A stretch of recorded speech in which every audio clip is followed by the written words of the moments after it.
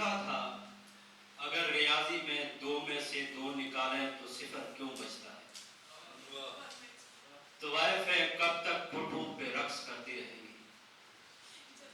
رنڈیاں کب تک اپنے جسم بیچتی رہیں گی؟ ملا کب تک تیرے دین کے ٹھیکیدار بنے رہیں گے؟ عشق میں بیٹھی دوشیزائیں کیا فرشتوں کو بہکاتی ہیں؟ منصور الحق کی صدا لگانے والے کو دار پہ چڑھاتے ہوئے آپ کیا سوچ رہے تھے؟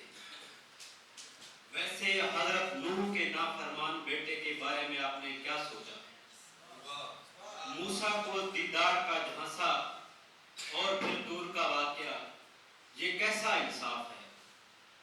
آدم کو جنت سے نکالا، اب ہم واپس کس منہ سے آئیں گے؟ ایک اور نظم ہے، خواجہ سرا کا خدا سے شکوہ۔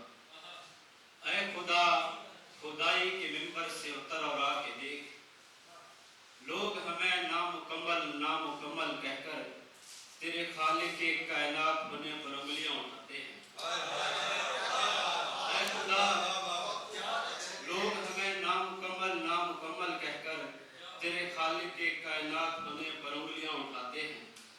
اے خدا، راہ چلتے ہوئے اشرف المخلوقات ہم پہ جملے کس کر اپنے مکمل ہونے پر فخر کر رہے ہیں۔ اے خدا، کیا ہم اتنے گئے گزرے ہیں کہ آپ نے کسی مقدس صحیفے میں ہمارا ذکر تک نہیں کیا؟ اے خدا، ہم نے تب بھی آپ کی خدائی پہ سوال نہیں اٹھایا جب پیدا ہوتے ہی ہمارے ماں باپ نے ہمیں اپنانے سے انکار کیا۔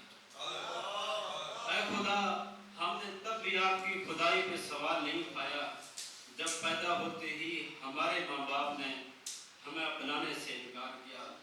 اے خدا، اگر جنس کا تعین تو کر رہا ہے تو لے جاؤ اپنی خدائی، پھر میرا کوئی خدا نہیں ہے۔